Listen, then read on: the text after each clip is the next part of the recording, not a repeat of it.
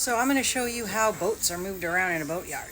Our neighbor boat was just hauled out, and it's kind of scary and interesting to see how it's done because they came right an inch from hitting us, scraping through because they were so close to us. So I'm going to show you that. Take a look.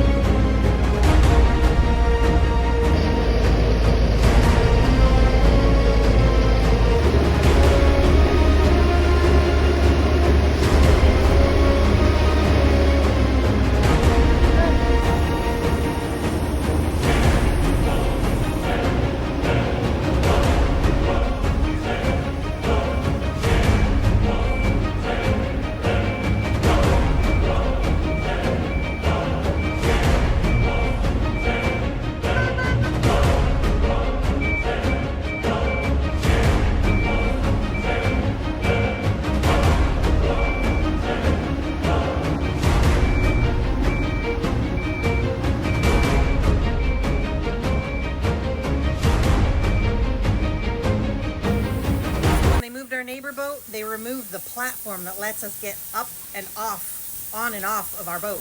Take a look. Our platform, and now we can't get off our boat. That was our ladder right here to that platform, which they've moved away. Great, we're stuck.